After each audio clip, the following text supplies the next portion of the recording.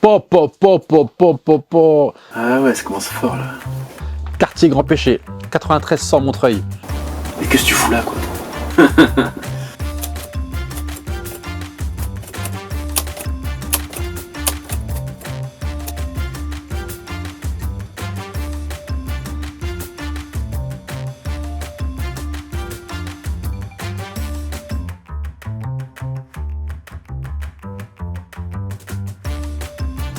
Le portrait, la télé de la balle. Christophe Dugarry par Rachid Ayresh. Ça, c'était en 2011. C'était mon premier portrait dans Libération. À cette époque, j'étais encore à l'accueil de Libé. J'étais au Standard. Et on m'a envoyé à Bordeaux faire le portrait de Christophe Dugarry. Et je vais à Bordeaux et je le vois et je lui dis que je suis pas journaliste. C'est la première fois. Et il le comprend. Il comprend et on passe plein de temps ensemble, lui et moi. On reste 3 heures ensemble. Il me met à l'aise. Je rentre à Paris. J'ai un tas de notes. Et je sais pas quoi en foutre. Je sais pas écrire, je sais pas comment ça marche. Je mets 1 mois à l'écrire, le portrait. Au début, je l'écris, c'est une fiche Wikipédia. C'est-à-dire que je mets tous les infos. Il est né où, son père, sa mère, les clubs où il a joué et tout. Et on me corrige. Et je me souviens qu'à l'époque, j'étais au Standard, donc, et après, ils l'ont imprimé en grand, dans un grand cadre. Ils l'ont affiché à l'entrée de Libération. Voilà. C'est mon premier portrait dans Libération.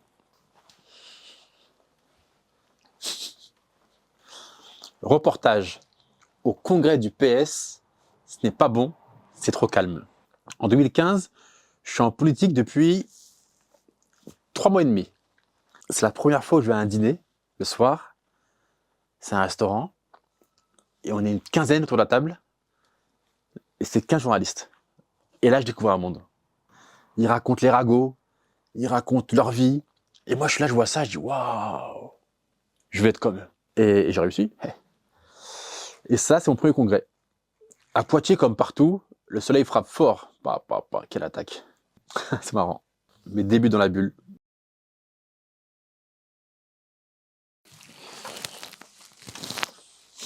Nicolas Sarkozy sur un nuage. Cette photo, elle est connue. Elle est hyper connue. Je l'avais vue avant même d'être journaliste politique. On voit Sarkozy qui regarde le ciel et les journalistes autour qui rigolent, qui sourient. On dirait une famille. Chaque génération de journalistes politiques a un peu son acteur principal. Moi, c'était Mélenchon. Et quand il y a des points off, à des congrès, après un meeting, et qu'il rentre dans la salle de presse, là, c'est le silence. Tout d'un coup, c'est silence. Il est là. Il venait, bonjour, bonjour, bonjour. Il nous avec nos carnets comme ça. Alors, monsieur Mélenchon, ça va pas. Il faisait des blagues, on rigolait avec lui. Il y a de la connivence. Moi, je parle plutôt de cohabitation. En fait, on cohabite dans une bulle, journaliste et politique. On crée des liens, parce qu'on est humain. Et comme on est humain, quand on passe du temps avec des politiques, forcément, il y a un rapport qui se crée. Il y a un lien qui se crée. Mais cette photo, elle raconte un tas de trucs. Elle raconte un tas de trucs. Mais cette photo n'est pas une parenthèse, n'est pas un moment rare. Et moi, des moments comme ça, j'en ai vécu. On est 40 autour d'un journaliste, d'un politique, et qu'on est content. Donc, ça arrive. Moi, François Ruffin, j'ai fait un livre sur lui, parce qu'à l'époque où j'étais en charge de la gauche, c'était un des seuls, voire le seul, qui faisait aucun off, aucun déjeuner. Avec lui, jamais, on me parlait de stratégie. Jamais. Ce que dit Ruffin dans ce livre-là, et ce que je dis moi dans mon dernier livre, c'est que les journalistes se ressemblent trop. Ils font tous les mêmes écoles, ils écoutent tous la même musique, les mêmes livres, les mêmes films. C'est pas bon, en fait.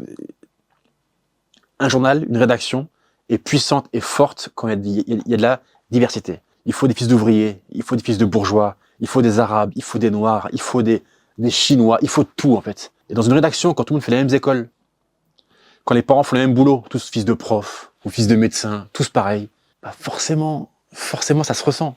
Et forcément, il y a un décalage entre les journalistes et la population. Il y a une sorte de ressemblance qui nuit au métier. Quartier Grand Péché, 93 100 Montreuil. J'ai grandi là. J'ai vécu 33 ans au Grand Péché. Je suis né là-bas. Ce quartier, je l'aime, c'est chez moi. J'y vais encore très très souvent. J'étais encore hier, j'étais avant-hier. Super.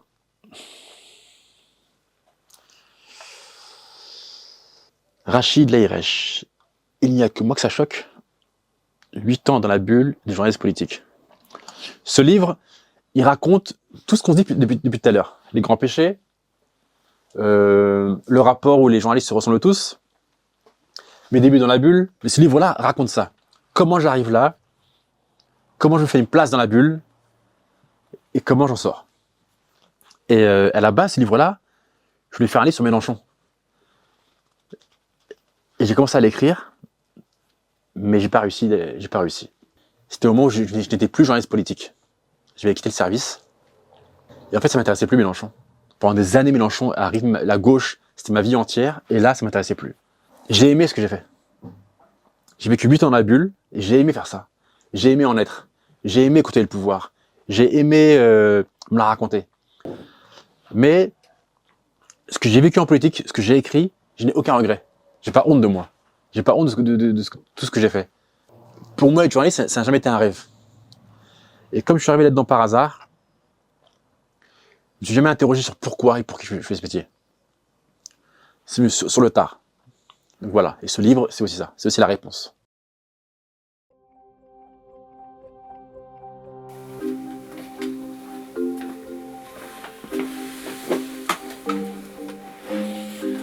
Bonjour Rachid, Bonjour, vous allez bien? je suis au top.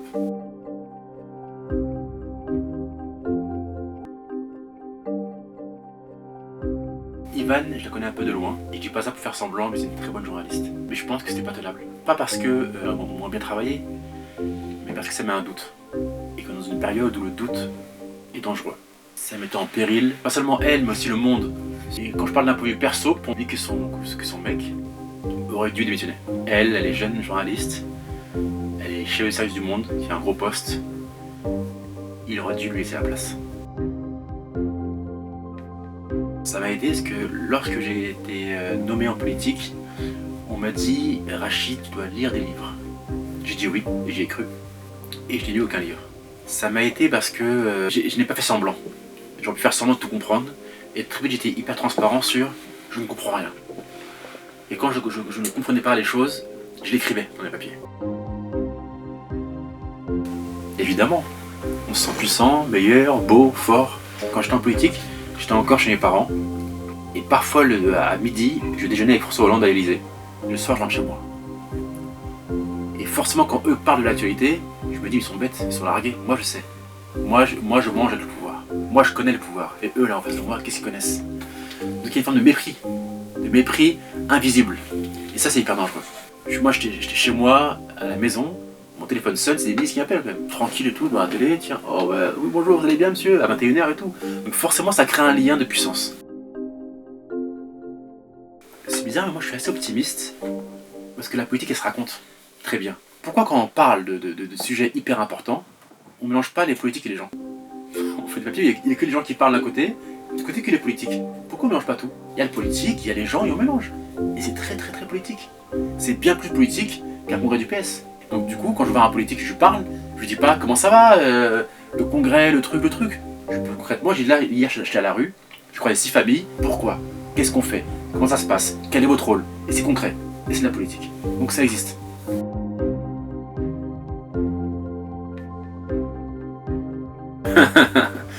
François, mon ami, non. Il a écrit la préface d'un livre. Et depuis que le livre est sorti, on ne s'est plus écrit. Pas un SMS, rien, j'ai plus de nouvelles. Parce qu'ils m'ont envoyé par mail la préface, j'ai bien reçu, merci, c'est tout. Et en plus, j'estime que dans ce livre, par exemple, je suis hyper transparent, et je dis que si du flow signifie que j'aime bien, je l'écris. J'aurais eu aucun mal à écrire que Ruffin est devenu un pote, vraiment. Je ne l'ai jamais vu pour autre chose que le travail. Donc non, c'est pas un ami. L'habille jamais, plutôt mourir. Il y en a quelques-uns que je tutoie, il y a plein d'élus d'aujourd'hui qui étaient collaborateurs. C'est des gens que je voyais en dehors des caméras, pour un numéro de téléphone, pour un rendez-vous. Et tu crées un lien, et ils ont mon âge en plus. Donc, du coup, tu crées un lien de tu. Et une fille comme Duflo m'a saoulé pendant des années. Elle me dit Rachid, pourquoi tu me dis vous? C'était lui, pas moi et tout. Elle fait non, mais dis-moi tu, s'il te plaît et tout. J'ai jamais réussi. Donc moi, le vous est important. Ça met une distance. 8 ans, c'est trop. Il y en a qui passent 40 ans en politique, quoi. Ils sont fous, quoi. 30 ans, c'est la folie pour moi. Forcément, tu crées un lien. Forcément, il y a un truc, il y a de l'affect. Positif ou négatif. Si un gars, j'aime pas, en politique, est-ce qu'il m'a fait un... Parce que j'aime pas, parce que je suis humain, je l'aime pas. Je reste 10 ans à ce poste-là. Ils vont me baver, quoi. Si quelqu'un que j'aime bien, il va être content. Et c'est pas normal, ça, en fait. Moi, je suis pour l'école dire, quand on arrive à un poste, en politique, on fait un quinquennat, pas plus. 5 ans. On devient cynique. C'est hyper dangereux. Donc il faut changer pour rester motivé et curieux. C'est pas les politiques qui ont les règles du jeu. C'est les règles du jeu. Moi je pense sincèrement que c'est la nouvelle génération qui vient dans le métier qui change ça. Ceux qui sont déjà en place, pour eux tout est normal. Tout est normal. Ils relisent, mais c'est normal. On est jeune, mais c'est normal. On va au ministère manger gratuitement, mais c'est normal. Tout est normal. Mais c'est comme ça, c'est complexe, tu comprends? Parce que si, parce que ça. Non, je comprends plus. Je l'ai fait, j'ai aimé, mais je comprends plus. C'est que pour moi, pour voir un politique, et à la fin je le faisais, je l'appelais, on va au café? Ouais, un café.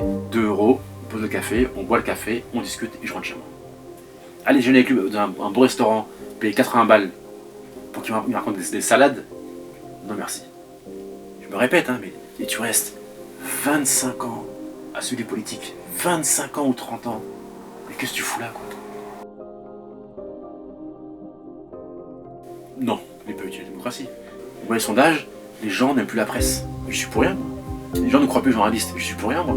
Je trouve ça dingue, en fait, que on passe notre temps à interroger tout le monde. Et que nous, jamais on s'interroge. Est-ce qu'on travaille bien? Pour qui on travaille? Pourquoi on fait ce métier? Est-ce qu'on fait correctement? Est-ce qu'on peut se le dire? Si nous, entre nous, on se pose aucune question, bah, d'autres gens le font à notre place. Et ceux qui font à notre place, complotistes, parano, ils racontent n'importe quoi. Et ceux qui font ça font que le fossé entre nous et nos lecteurs se creuse. Il n'y a pas assez d'autocritique dans le métier.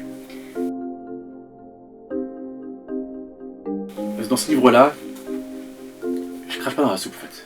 Pour plusieurs raisons. Un, j'ai mis au canon les prénoms. C'est pas du tout un truc où je règle mes comptes. Deux, j'ai pas le bon rôle. Je me dis pas, moi je suis un bon, vous êtes des connards. Je dis, moi j'étais un connard en fait. Moi j'ai mal travaillé. Parce que si, parce que ça. Ce qui m'intéresse, moi, c'est le débat. Me dire, écoute Rachid, j'ai lu ton livre, j'aime pas ton livre, parce que si, ça, c'est le fond. Parce que les déjeuners c'est hyper important et voilà pourquoi c'est important. Et là il y a une discussion qui se passe. Comme me dire, oui, tu craches dans la soupe. Oh, c'est une bêtise ça.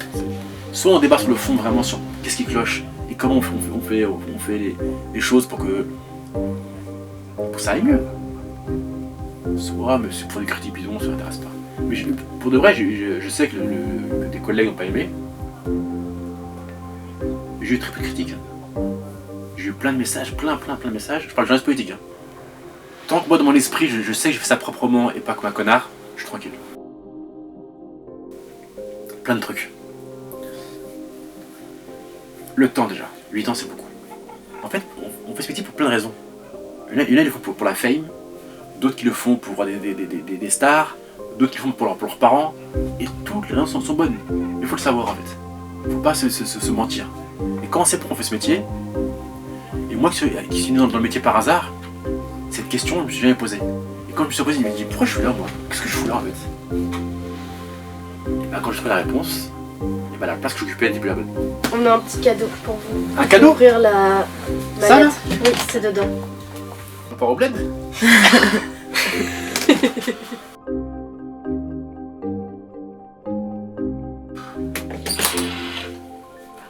L'école.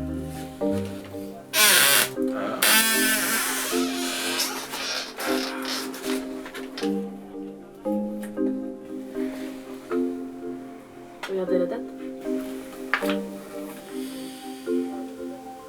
C'était un jour extraordinaire. C'était un jour extraordinaire. Vous le savez ça? Je suis né jour là. C'était beau.